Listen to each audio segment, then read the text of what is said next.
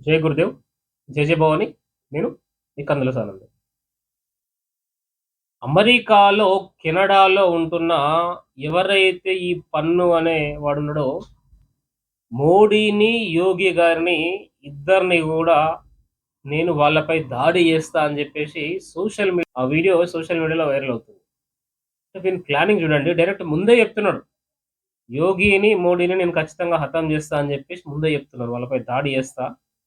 డేట్‌తో సహా ఫిబ్రవరి 3 తారీఖున కుంభమేళా జరుగుతుంది గదా! ఆ కుంభమేళా సందర్భంలో ప్రయాగరాజ్‌లో మోడీ, యోగి ఉంటారు గాబట్టి, ఆ సందర్భంలో ఖచ్చితంగా నేను వీళ్ళపై దాడి చేస్తా అని జెప్పి చెప్తున్న పరిస్థితి.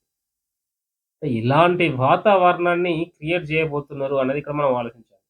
అంటే మన పండుగలు మనం ఏదైతే గొప్ప ఘనంగా చేస్తామో, ప్రపంచానికి ఒక రకమైన మంచి మెసేజ్ మనం ఇస్తామో దాని ద్వారా, ఇప్పుడు కుంభమేళా అనేది ఏందంటే 195 దేశాల్లో చూసే పరిస్థితి అది. ఎందుకంటే అంతా ఒక రకమైన వైబ్రేషన్ ప్రపంచంలో ఉన్న స్ప్రెడ్ అయిన సాధు సంతులు, మహారాజులందరూ గూడా అక్కడికొచ్చి సో, మళ్ళీ ఆయా దేశాలకు సంబంధించిన వాళ్ళు దాన్ని చూసి దానిపై ఒక ఆలోచన జేస్తారు. సో, ఇలాంటి ఒక కార్యక్రమాన్ని చెడగొట్టే ఆలోచన వీళ్ళది. అంటే ఒక రకమైన మెసేజ్ వీళ్ళు ప్రపంచానికి ఇద్దామని జెప్పేసి వీళ్ళు చూస్తున్న పరిస్థితి. ఒకప్పుడు భారతీయులంటే వీళ్ళు కోతులు ఆడిపించుకునేవాళ్ళు, కుక్కలు ఎంచుకునేటోళ్ళు, వాళ్ళు అని జెప్పేసి ఒక రకమైన మెసేజ్ ఉండే. Dogs are Indians not allowed అని బోర్డ్ గూడా పెట్టుకున్నారు కొంతమంది వెధవలు. కొన్ని హోటల్స్ అక్కడిక్కడ. సో, అంత నీచాతి నీచంగా మనల్ని జూసిన పరిస్థితి. సో, అలాంటి పరిస్థితి నుండి భారత్‌లో ఉన్న 190 దేశాలలో ఘనంగా మనల్ని స్వాగతిస్తున్న పరిస్థితి. రెడ్ కార్పెట్ పిలుస్తున్న పరిస్థితి. ఆయా దేశాలలో అత్యంత పురస్కారాలు ఏవైతే ఉన్నాయో అవి మనకిస్తున్న పరిస్థితి. సో, భారతీయులు అంటే ప్రపంచం మొత్తంలో ఒక మంచి గొప్ప మెసేజ్ ఇచ్చిన పరిస్థితి. అంతే గాకుండా ఆర్థికంగా గూడా మనము ఎంతో అభివృద్ధి చెందినాం. ఎక్కడో 12, 15 స్థానంలో ఉన్న వాళ్ళం 4 స్థానానికి, 3 స్థానానికొచ్చినాం.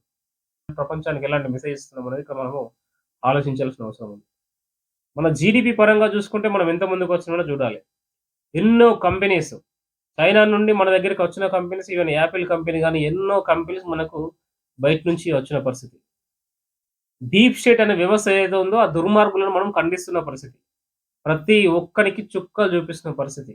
అంటే దేశం గురించి ఎవడన్నా మాట్లాడాలంటే తలకిందులవుతున్న పరిస్థితి. ఎవ్వడు గూడా ఇప్పుడు భారత్‌ను మాట్లాడే ధైర్యం చేయని పరిస్థితి.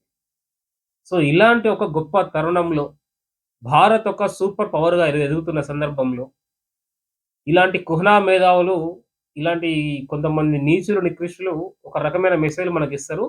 ఇంకా దేశంపై ఎలాంటి బురద ఎయాలని జెప్పేసి మనం ఆలోచిస్తారు.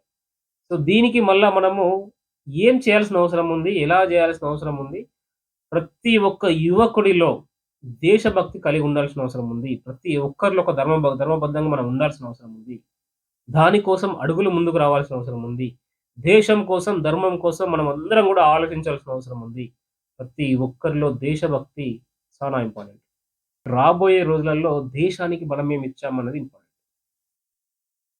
సో, ఆ దిశగా యువకులు ఆలోచింపజేయాల్సిన అవసరం ఉంది. సో, ఈ వీడియో మనం ఇప్పటివరకు చూసిన వెంటనే దేశం కోసం, ధర్మం కోసం ఆలోచించే వ్యక్తులని అర్థం.